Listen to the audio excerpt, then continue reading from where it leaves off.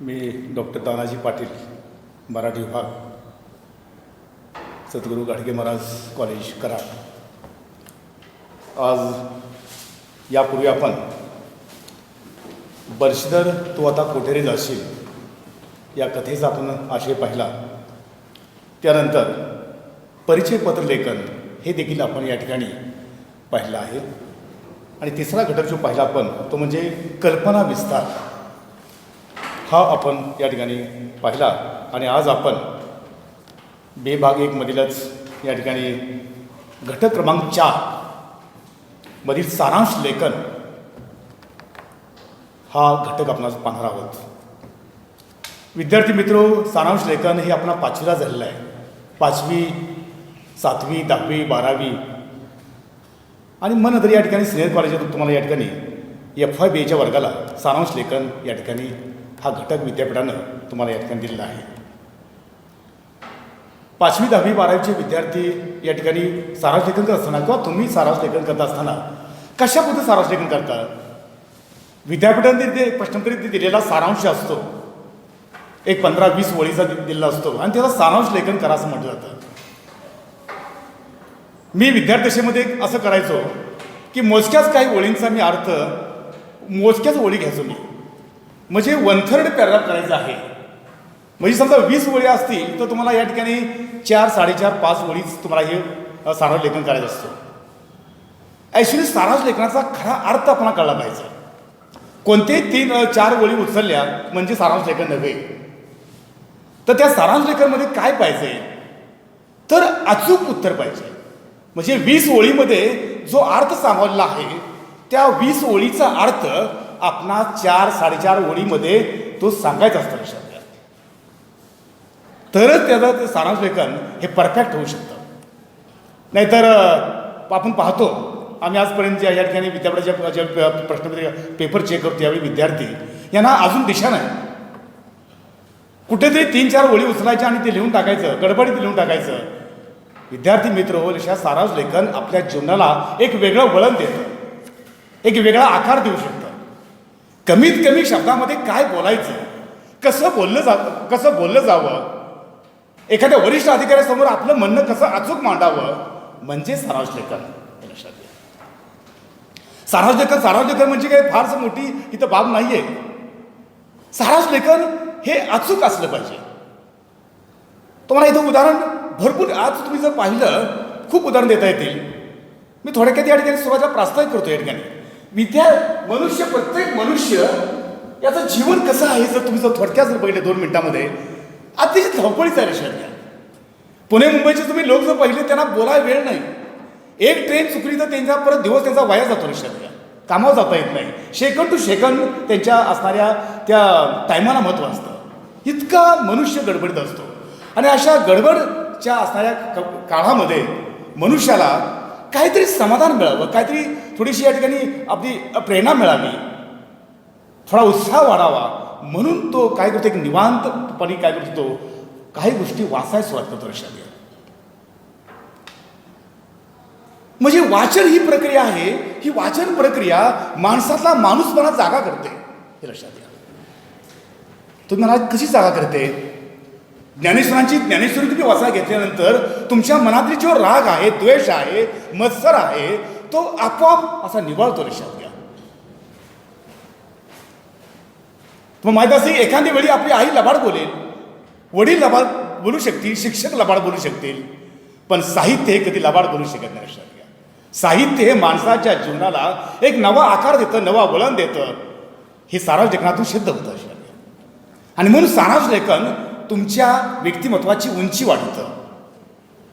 तुम्ही जर एखाद्या प्राध्यापकासमोर गेला आणि तुमचं विचार तुम्ही मांडलं, तो प्राध्यापक तुम्ही गेल्यानंतर विचारतो की हा विद्यार्थी कुठल्या वर्गातला आहे, कुठला विद्यार्थी आहे तो, अरे काय संभाषण आहे त्याचं. मित्र, या संभाषण काय आहे, विद्यार्थी कुठला आहे याची चौकशी होते. याचा अर्थ तुमचं मार्मिक शब्द असतात, अचूक शब्द असतात म्हणजे सारांश लेखन हे लक्षात घ्या. आणि म्हणून सारांश लेखन हे विद्यार्थ्यालाच नव्हे तो टोटल मानव जातीला एक प्रकारची वेगळी दिशा देतं, प्रेरणा देतं लक्षात घ्या. आपण म्हणतो अरे काय मनुष्य गडबड गोंडा आहे लक्षात घ्या. चालताना गडबड, बोलताना गडबड आणि जेवण करताना देखील गडबड. काय त्याच्या मनाला काही शांती नसते लक्षात घ्या. स्वतःच्या बायकोसंग बोलताना देखील तो गडबडीत बोलत असतो. वर्गात तर मग सोडून जाईल लक्षात घ्या. गडबड ही माणसाला अडचणीत आणते, तुमच्या व्यक्तिमत्वाला एक प्रकारचा डाग पडू शकते. आणि म्हणून सारांश लेखनामध्ये ज्याला हे ज्ञान आहे सारांश लेखनाचं, ती व्यक्ती, तो अधिकारी, तो असणारा हा प्रशासक, तो प्राध्यापक आणि तो शासनाचा कोणताही संधी अधिकारी असेल, ही सगळी अधिकारी तुम्ही पाहिलं तर मित्र सारांश लेखनाच्या माध्यमातून बोलत असतात. त्यांना काय सारांश लेखन तर करायचं नाही आहे, पण अचूक बोलणं, योग्य ते बोलणं, फापड पसारा कधी ते बोलत नाहीत. आणि म्हणून सारांश लेखन हे लक्षात घ्या, जीवनामध्ये प्रत्येक व्यक्तीच्या, विद्यार्थ्याच नव्हे तर प्रत्येक व्यक्तीच्या जीवनाला एक वेगळी दिशा देतं, असं माझं मत आहे लक्षात घ्या. ह्यात एक पहिलं उदाहरण घेतो, कादंबरी. मी या ठिकाणी नमूद केलं आहे कादंबरी. कादंबरी कशी असते बघा, सविस्तर असते. एखाद्या जातीचा लक्षात घ्या, इथे या ठिकाणी उदाहरणार्थ एकच मला हे नाटक असेल राम गणेश गडकरी यांचं, किंवा तुम्ही विश्वास पाटलांची कादंबरी घेतली, झाडाझडती कादंबरी घेतली, त्या कादंबरीमध्ये सविस्तरपणा असतो लक्षात घ्या. स्थळ, काळ, ठिकाण, त्या व्यक्तीचं व्यक्तिमत्व, समाजाचं वर्णन, हे सगळं जवळजवळ 100-150 पानाची कादंबरी असते. ही 150 पानाची कादंबरी वाचायला वेळ आहे का मित्र आपल्याला? आणि म्हणून इथं वाचक काय करतो, एखादी छोटी लघुकथा थोड्या वेळेमध्ये कशी संपेल आणि आपला कसा आनंद मिळेल असं तो बघत असतो. आणि म्हणून कादंबरीऐवजी वाचक कुठं वळतो, छोट्या लघुकथेक वळतो लक्षात घ्या. छोट्या लघुकथेक वळतो म्हणजे त्याला कमीत कमी त्याला त्या असणाऱ्या कथेचा आशय ज्यावेळी कळतो, त्याला मनाला शांती मिळते, समाधान मिळतं. आणि म्हणून तो कादंबरीऐवजी लघुकथेकडं वाचक हा वळताना दिसून येतो. दुसरं उदाहरण आहे खंडकाव्य. खंडकाव्य देखील हे सविस्तर असतं. आणि या खंडकाव्यामध्ये जवळजवळ 250-300 पानाचं खंडकाव्य असतं. आणि या काव्यामध्ये हे तो वाचक इकडे न वळता तो छोटी छोटी नाटकं वाचतो लक्षात घ्या, एकांक वाचतो. नाटक देखील सविस्तर असतं. आणि म्हणून तो वाचक हा खंडकाव्याकडे न वळता, नाटकाकडे न वळता, नाटकामध्ये या ठिकाणी तुम्ही जर पडलं तर सविस्तरपणा असतो. खंडकाव्यामध्ये तर अगदीच ते सविस्तरपणा असतो. म्हणून वाचक कुठं वळतो तर इथं एकांक असेल, छोटी छोटी नाटकं असतील, एक 10-12 पानाची, 5-7-8-9 पानाची, 6-4 तर 100% तो वाचक तिकडे वळतो. आणि हे तो वाचतच नाही लक्षात घ्या. वास्तविक पाहता माणसाचं ज्ञान सुदृढ होण्यासाठी, संपन्न होण्यासाठी खंडकाव्य वाचलं पाहिजे, कादंबरी वाचली पाहिजे, ज्ञानेश्वरांची ज्ञानेश्वरी सविस्तर वाचली पाहिजे. आणि मग त्याला हे अचूक ज्ञान मिळतं. आणि मग तो सारांश लेखनाकडे तो गीत जरी वळला तरी चालू शकतो. पण तसं न वळता वाचक काय करता असतात, छोटी छोटी असणारी 4-5 पानाची, 10-12 पानाची तो एका छोटी नाटकात वाचतो. आणि तिसरं उदाहरण आहे मुलीचे पत्र. बघा तुम्ही, आपली मुलगी जर लक्षात घ्या कुठे बाहेरच्या देशामध्ये असेल किंवा बाहेर कुठे लांब असते, 200-300 किलोमीटरच्या अंतरावर शिक्षण घेत असेल, आणि त्या मुलीला लक्षात घ्या जर एखादा आपल्या वडिलांना एक कुशालीचं पत्र पाठवलं असेल, कुशालीचं पत्र असेल, तिच्या शिक्षणाबद्दल असेल, तिच्या अभ्यासाबद्दल असेल, सविस्तर तिने 3-4 पाने लिहिले असतील समजा, तर मुलीचा वडील सगळी सविस्तरपणे पानं वाचतो का? एखादा पालक वाचत असेल, पण तो आपल्या बायकोला काय म्हणतो, अगं रेश्मा खुशाल आहे का? रेश्माचं कसं काय चाललंय? बस खुशाल आहे का? ठीक आहे. कसं काय चाललंय? अगदी चांगलं चाललं आहे. ह्या 3-4 वाक्य तिच्या कानावर पडतात आणि तो पत्रामध्ये ठीक आहे ठेवून द्या पत्र, हे लक्षात घ्या. हिथं त्याला अचूक का पाहिजे असतं लक्षात घ्या. तिचा अभ्यास, तिची असणारी खुशाली, तिची तब्येत कशी आहे, एक 2-3 वाक्य त्याला ज्या मुलीच्या काही अशा गोष्टी समजल्या की तुमचं अगोदर पत्र ठेवून दे, नाही तर तू वाच, मला मी निघालो. हिथं सारांश लेखनाचा बिंब उभा राहतो लक्षात घ्या. म्हणजे कमीत कमी पत्र त्याला नको असतं असं नाही आहे, पण मोजकी आपल्या मुलीची काय काय आपला घटक महत्वाचा आहे हे तो अचूक या ठिकाणी त्याच्या लक्षात आल्यानंतर बस तो विसरून जातो, त्याच्या पत्र ठेवून जमतो. दुसरं काय, प्राचार्यानं आलेली पत्रं असतात, हे प्राचार्य सविस्तर पत्र कोणतंच वाचत नाहीत. तर मग प्राचार्य काय करत असतात, वरचे जे वयस असतील किंवा या ठिकाणी असणारा आपला क्लार्क असेल, तो त्या ठळक गोष्टीवर अशा टीका करत असतात. हे पाहिजे म्हणजे प्रिन्सिपलनं या ठळक असणाऱ्या गोष्टीवर काय करावं, वाचन करावं आणि लगेच खाली असणारी सही करायची. अचूक लक्षात घ्या. प्रिन्सिपलला सगळे पत्र वाचण्यासाठी एवढा वेळ आहे का? कितीतरी पत्र असतात, UGची पत्र असतात, विद्यापीठ पत्र असतात, काही महाविद्यालयाची पत्र असतात, संस्थेची पत्र असतात आणि ढीकचे ढीक पत्रांचा असतो. लक्षात घ्या. जेवढं प्रशासन मोठं तेवढं पत्रव्यवहार जास्त मोठा असतो आणि म्हणून अचूक शब्दामध्ये हे लक्षात घ्या प्रिन्सिपलाची उत्तर द्यावे लागतात आणि त्याच्यावरती शहरा मारत असतं. लक्षात घ्या की डॉक्टर TD पाटील या ठिकाणी काय असतात ते पोकळ लिहितात आणि ती पत्र ती जात असतं. लक्षात घ्या. म्हणजे इथं कमी शब्दामध्ये बऱ्याच ज्या गोष्टी सांगून जातात तिथं कल्पना विस्ताराचा जन्म होतो असं मला वाटतं. लक्षात घ्या. तिसरं उदाहरण जे आहे, चौथं उदाहरण, न्यायालय. न्यायाधीश 200-250 पानाचं ते वकिलाचं जे हे असतात, रिपोर्टिंग असतात, निकाल जाहीर व्हायचा असतो त्यावेळी लक्षात घ्या जशी केस तसं त्या पानाचा संच वाढत असतो. लक्षात घ्या. संख्या वाढत असते पानांची. न्यायाधीश काय करतो?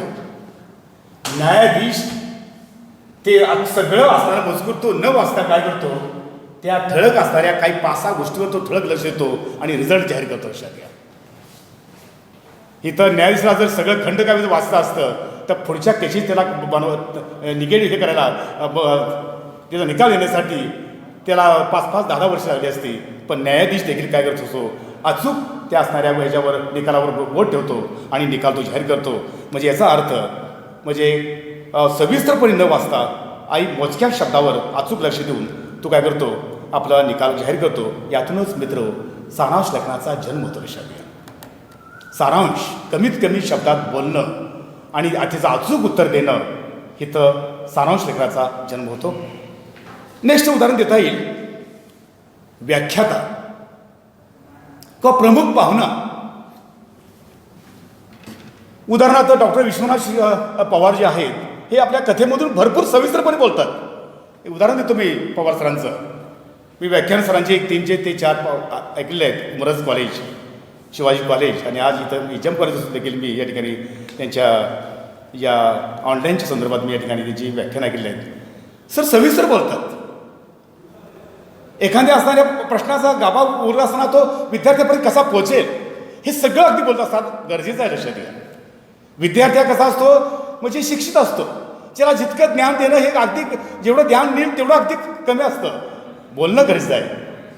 पण ज्यावेळी एखादा पत्रकार सरांची बातमी तयार करतो त्यावेळी 40 मिनटं तो बातमी तयार करत नाही आहे, तर त्या शब्दातलं असणारं जे माध्यम आहे, अचूकता आहे, तो पत्रकार अचूक हेरून घेतो आणि ती बातमी तयार करतो. आणि ज्यावेळी पेपरमध्ये बातमी वाचतो त्यावेळी पवार सरांच्या असणाऱ्या व्याख्यानाचा आपला अर्थ सगळा समजतो. लक्षात घ्या. 40 मिनटं बोललेलं असतात आणि 6-7 ओळीमध्ये पत्रकार त्यांची अचूकता देतो. मित्र इथं सारांश लेखनाचा जन्म होतो. लक्षात घ्या. समजतं का विद्यार्थ्यांना? म्हणजे इथं वक्ता किती बोलला आहे याच्यापेक्षा तो अचूक किती बोललेला आहे त्याच्यावर हा पत्रकार हा बोट ठेवतो आणि आपल्या लेखणीच्या माध्यमातून लगेच 5 ते 10 मिनिटांनी बातमी तयार करून तो पोटे सहित तुम्हाला तुमच्या समोर दुसऱ्या दिवशी बातमी येते. लक्षात घ्या. म्हणजे वक्त्यानं सविस्तरपणे बोललं असलं तरी देखील त्यातली अचूकता हेरून पत्रकार काय करत असतो, सारांश लेखनाच्या माध्यमातून ती बातमी थोडक्यात पण व्यवस्थित माझी मांडणी करतो. नेक्स्ट उदाहरण जे आहे, मी इथं उदाहरण सांगितलं आहे. तर 5 उदाहरण प्राध्यापक विश्वनाथ शिंदेचं उदाहरण दिलं या ठिकाणी. डॉक्टर आहेत ना.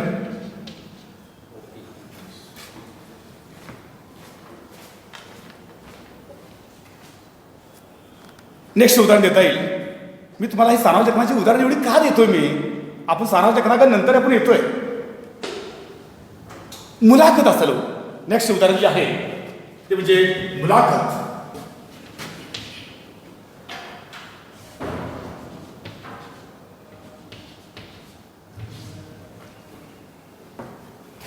एखादा विद्यार्थी मुलाखतीला आल्यानंतर त्याला जो प्रश्न विचारला आहे त्याचं उत्तरच द्यायचं असतं. तुमचे नाव काय? माझे नाव तानाजी पाटील. तुमचे शिक्षण? फक्त शिक्षणच सांगायचं. तुम्ही जर या ठिकाणी तुमचं नाव विचारलं आणि तुम्ही सांगायला की माझं नाव तानाजी ज्ञानदेव पाटील, मुक्काम बोरचरण, तालुका शिराळा, जिल्हा सांगली, राज्य महाराष्ट्र, देश भारत आणि माझं शिक्षण सांगा गेला तर तो जो मुलाखत देणार आहे तो बाहेर निघू. विद्यार्थी तुम्हाला सर्व समजतं का या ठिकाणी? म्हणजे मुलाखतीला जो प्रश्न विचारला आहे त्याचं उत्तर अचूक देणं म्हणजे सारांश लेखनाचा जन्म होणं. बस अचूकता पाहिजे. आणि तुम्ही जर हे जर भडभड जर बोलत गेला तर तुमच्यातला असणारा जो व्यक्तिमत्व जे आहे, मी तुम्हाला मागे सांगितलं की सारांश लेखनातून आपलं व्यक्तिमत्व स्पष्ट असतं, आपला दर्जा कळतो. आणि ज्यावेळी तुम्ही हे बोलत राहता बघा, काही काही व्याख्यानं आपल्या कानामध्ये तशीच अडकून राहतात. याचं कारण का? उदाहरण जी आहे, उदाहरण विद्यार्थ्याच्या असणाऱ्या फक्त लेखनालाच दिशा देत नाहीत, तर विद्यार्थ्यांच्या एकंदरीत असणाऱ्या व्यक्तिमत्वाला दिशा देत असतात. आणि ती व्याख्यानं आपण सतत लक्षात राहतात. याचं कारण का असेल? त्या व्याख्यानातली अचूकता विद्यार्थ्यासमोर मांडणं हे त्या प्राध्यापकाला कळलं असतं लक्षात घ्या. आणि म्हणून इथं मुलाखतीच्या वेळी फक्त जे प्रश्न विचारले त्याचीच उत्तरं देणं म्हणजेच सारांश हे लक्षात घ्या. इथं मुलाखत जो देणारा असतो त्याला भरपूर अभ्यास असतो, त्याचं भरपूर वाचन असतं, पण ते त्यावेळी त्या वेळेमध्ये त्याचं काही उपयोग होत नाही. दुसरं एक आहे उदाहरण आहे ते म्हणजे विद्यार्थी, परीक्षार्थ विद्यार्थी. परीक्षार्थ विद्यार्थी आता इथं अचूक सांगता येईल. लोकसंख्या म्हणजे काय ते सांगून लोकसंख्या वाढीची कारणे सांगा. उदाहरण मी या ठिकाणी प्रश्न तुम्हाला विचारला विद्यार्थी परीक्षार्थी विद्यार्थ्याला प्रश्नपत्रिकेमध्ये. बघा, विद्यार्थी अभ्यास करताना परीक्षेच्या अगोदर भरपूर वाचन करतो, रेफरन्स वाचन करतो, टेस्ट पुस्तक वाचन करत असतो, व्याख्यानं ऐकत असतो, मित्रांच्याकडून देखील तो अभ्यासाचं तो वाचन तो काहीतरी उदाहरणं ऐकून घेतो. हे सगळं तो भांडार तो किती मिनिटातून मांडतो? 2 तास किंवा 3 तास त्याला जी वेळ दिली असेल ती, त्या वेळेत त्याचं उत्तर हवं असतं लक्षात घ्या. अचूकता हवी असते. मी आता उदाहरण दिलं की लोकसंख्या म्हणजे काय, लोकसंख्या वाढीची कारणे सांगा. असा जर प्रश्न विचारला असला तर लोकसंख्या म्हणजे काय, तिची अगोदर सांगायचं, 1-2 व्याख्या सांगायच्या, नंतर तिची कारणं काय 8-10 असतील महत्त्वाची, तिची टर्निंग पॉईंट करणारी लोकसंख्येला तीच कारणं मांडायची. आणि शेवटी ही लोकसंख्या वाढीची कारणं हे योग्य अयोग्य आहे त्या सारांश करायचा शेवटी. ही याची अचूकता म्हणजे सारांश लेखन लक्षात घ्या. थोडक्यात जे सांगितले थोडक्यात सांगणं आणि त्यात अचूकता हेरणं हे खऱ्या अर्थानं विद्यार्थ्यांचं हे काम असतं. आणि म्हणून हा भाग महत्त्वाचा आहे लक्षात घ्या. दुसरी गोष्ट म्हणजे आता एक नेक्स्ट उदाहरण देतो. डॉक्टर, भरपूर उदाहरण देता येते. मी उदाहरण शेवटी येतो या ठिकाणी. तुम्ही डॉक्टरांच्या आल्यानंतर मग सांगितल्याप्रमाणे मुलाखती तशी अवस्था तशीच डॉक्टरांनी तुम्ही गेल्यानंतर मला थंडी वाजते, ताप आलाय, खोकला आलाय, सर असं सगळं सांगायला गेला आणि तुम्ही जर अगदी मोठ्यानं बोलायला लागला, जे दुखत आहे किंवा ज्याचा आजार आहे तो अचूक न सांगता तुम्ही असं फिरून ज्यावेळी सांगता ते डॉक्टर म्हणतात शांत राहा म्हणते. पहिले शांत बसा. याचं कारण का, तुम्ही जी काय बोलताय ती डॉक्टरला काय कळत नाही. त्यामुळं त्याची अवस्था, डॉक्टरांची अवस्था ही अतिशय तुमच्याविषयी अतिशय वाईट झाली असं लक्षात घ्या. आणि म्हणून डॉक्टरच्या पुढे गेल्यानंतर मला थंडी वाजत आहे, मला ताप आला आहे, एवढंच सांगणं अचूक, तरच आपल्या या ठिकाणी लक्षात घ्या डॉक्टर आपल्याला चांगल्या प्रकारे चेक करू शकतील आणि त्या आजारावर अचूक काय करेल तो उपाय देऊ शकेल असं मला वाटते. आणि मग या ठिकाणी एवढी उदाहरण दिल्यानंतर तुम्हाला कळेल की मग सारांश लेखन कसा करायचा हे लक्षात घ्या. मी आता सेकंड भाग घेतो आहे. हा माझी उदाहरणाची माझी एवढी तुम्ही दिलेलं आहे, ही उदाहरणं तुमच्या लक्षात ठेवली तर निश्चित दिसून येईल की सारांश लेखन करणं सर्वात सोपं हे लक्षात घ्या, सर्वात सोपं. आणि मग इथे या ठिकाणी ही उदाहरणं पाहिल्यानंतर भरपूर उदाहरण देता येतील, पण वेळेअभावी मी या ठिकाणी उदाहरण या ठिकाणी थोडक्यात या ठिकाणी देतोय. आणि मी आता मूळ मुद्द्याकडं सारांश लेखन कसं केलं पाहिजे. आता पहिलाच मुद्दा आहे, सारांश लेखन हे 15-20 ओळीमध्ये हे दिलं जातं आणि विद्यार्थ्यांना की याचं सारांश लेखन करा. मी आता विद्यापीठाच्या परीक्षेमध्ये येतोय, आपला जे प्रश्न विचारणार आहेत त्याकडे बोलतोय. उदाहरणानंतर तुम्ही काय सांगू शकाल. उदाहरणार्थ महात्मा गांधीचा तुम्हाला या ठिकाणी जीवनपट दिला असेल या ठिकाणी बा, किंवा लोकमान्य टिळकांचा तुम्हाला या ठिकाणी त्यांच्या देशाविषयी असणारा जो अभिमान आहे किंवा देशप्रेम आहे हे आपल्याला समजा पॅराग्राफ समजा या ठिकाणी 15-20 ओळी दिला असेल, तर 15-20 ओळींचा या ठिकाणी असणारा 1/3 जर पॅराग्राफ करायचा असेल, सारांश लेखन करायचं असेल, तर मित्र कसं केलं जावं? तर त्या प्रत्येक वाक्य जे आहे पहिल्यांदा पॅराग्राफ हा पूर्णपणे शांतपणे वाचावा, हे लक्ष द्या. पहिलं मत. आणि शांतपणे वाचल्यानंतर तुम्ही काय केलं पाहिजे, त्याच्यावर विवेचन केलं पाहिजे. अरे वा, या पॅराग्राफमधून लोकमान्य टिळकांनी हे सांगितलंय, हे तुम्हाला निश्चित कळतं आणि ते तुमच्या भाषेत, हे महत्त्वाचं आहे. इथं पुस्तकी भाषा न वापरता किंवा प्रश्नपत्रिकेला असणारी ती उत्तरं न, तुम्ही प्रश्न न ती भाषा वापरता तुमच्या भाषेत लोकमान्य टिळकांच्या बद्दल त्या देशाविषयी काय सांगितलंय ती अचूकता त्यात मांडणं, हे लक्षात घ्या. म्हणजे सारांश लेखन. विद्यार्थ्यांना समजतं का की सारांश लेखन म्हणजे काय? हे काय फार अवघड नाही, लक्षात घ्या. म्हणजे लोकमान्य टिळकांनी देशाविषयी काय जे सांगितलेलं आहे किंवा देशामध्ये त्यांचं जे प्रेम आहे ते 4-4.5 ओळीमध्ये, जसं पत्रकाराचं मी तुम्हाला माझं उदाहरण दिलं तसं अचूक तुम्हाला तो पॅराग्राफ इथं लिहिता आला पाहिजे. जर समजा एखाद्या विद्यार्थ्याला लिहिता येत नसेल तर त्याला दुसरा एक मार्ग आहे की टिळकांनी जे ज्या देशाविषयी जी वाक्य उद्गारलेली आहे, मोस्ट इम्पॉर्टंट, त्या ओळीला काय करणं, अंडरलाईन्स करणं, शेवटचा पर्याय आहे. आणि ती असणारी ज्या ओळी आहेत त्या ओळी अचूक घ्यायच्या नाही आहे, त्या आपल्या भाषेत मांडायच्या. बस. समजा तुम्ही 20 ओळीमध्ये तुम्ही समजा 10 ओळीवर तुम्ही समजा या ठिकाणी अंडरलाईन्स केली असेल, तर 10 ओळी न घेता त्या 10 ओळीमधला आशय तुम्ही तुमच्या भाषेत सांगायचा, हे लक्षात घ्या. म्हणजे सारांश लेखन. हा जर काटेकोरपणा तुम्ही जर निश्चित जर तुमच्या लक्षात जर आला तर निश्चित या सारांश लेखनाची 5 मार्क आहेत. ही 5 मार्क आपल्याला मिळतात. ही 5 मार्क मिळतातच, पण तुमच्या जीवनाला एक वेगळी दिशा मिळते, लक्षात घ्या. कशी मुलाखत द्यावी, प्रिन्सिपलसमोर कसं बोलावं, प्राध्यापकासमोर कसं बोलावं, घरात आपल्या आईवडिलाबरोबर कसं बोललं पाहिजे मोजकंच, याचं मार्मिक ज्ञान ह्या सारांश लेखनाच्या माध्यमातून आपला कळत नकळतपणे होत असतं. उतारा वाचताना अजून एक गोष्ट लक्षात ठेवली पाहिजे की उतार्यावरील लेखकाचा जो विचार आहे तो पहिल्या वाचनाने तो कळत नाही आपल्याला. तो सगळे विद्यार्थी काय सगळे टॅलेंट नसतात. 100मध्ये एक विद्यार्थी लगेच ओळखतो, पण बऱ्याच 80% विद्यार्थ्यांना तो पहिल्या असणाऱ्या वाचनामध्ये त्याला पॅराग्राफ काही कळत नाही. मग काय करायचं, दुसऱ्यांदा पॅराग्राफ वाचायचा. बघा, मी सांगितलं की माझी शांतपणे पॅराग्राफ पहिल्यांदा वाचणं, कळत नाही दुसऱ्यांदा पॅराग्राफ वाचणं, पुन्हा कळत नाही तिसऱ्यांदा पॅराग्राफ वाचणं शांतपणे. आणि पॅराग्राफ वाचल्यानंतर मग मी तुम्हाला जी आयडिया दिली आहे त्या आयडिया दिल्याप्रमाणे तुम्ही काय करायचं, त्या पॅराग्राफचा सारांश लेखन करायला सुरुवात करायची. निश्चितपणे 3ऱ्या वेळेला त्या तुम्हाला पॅराग्राफचा अर्थ कळतो आणि तुम्ही सारांश लेखन उत्तम प्रकारे या ठिकाणी तुम्ही करू शकता असं मला वाटतं या ठिकाणी. आणि पॅराग्राफ केल्यानंतर तुम्ही जर 1/3 जर पॅराग्राफ केला, तो आनंद तुम्ही जर बघितला तर म्हणाल की सर आम्ही त्या वाचणारा तो आशय जे वाचला इतका मार्मिक होता. तुम्ही तुमच्या मित्रांना बाहेर आल्यानंतर सांगता की मी अचूकता त्यामध्ये मांडलेली आहे. हा जो आनंद आहे, हा आनंद सारांश लेखनाच्या माध्यमातून हा मिळत असतो. मग काही सांगितलं की मुद्दे हे घ्यायचे, मुद्दे मांडायचे व्यवस्थितपणे, आणि मुद्दे मांडून झाल्यानंतर तुम्ही या ठिकाणी निश्चितपणे सुसंगतपणे तिची रीतीने जर मांडणी केली, जर ते मुद्दे जर तुम्ही योग्य प्रकारे जर मांडले गेले, जोडले गेले, तर निश्चित मला वाक्यरचना तुमच्या जो 1/3 जो पॅराग्राफ आहे तो चांगला होऊ शकतो आणि लिहिलेला उतारा जो आहे हा स्वयंपूर्ण होतो आणि आपला मार्क्स 100% या ठिकाणी मिळतात. हा माझा म्हणजे अनेक वर्षाचा अनुभव आहे.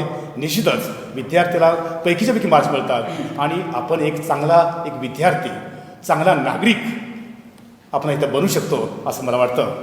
मला या ठिकाणी सारांश लेखन विद्यार्थी मिळतो, तुम्हाला कितपत कळलं आहे मला माहीत नाही, पण माझ्या पद्धतीने मी या ठिकाणी सारांश लेखन अगदी थोडक्यामध्ये एक अर्धा उदाहरण देऊन मी या ठिकाणी तुम्हाला या ठिकाणी समजवण्याचा प्रयत्न केला आहे.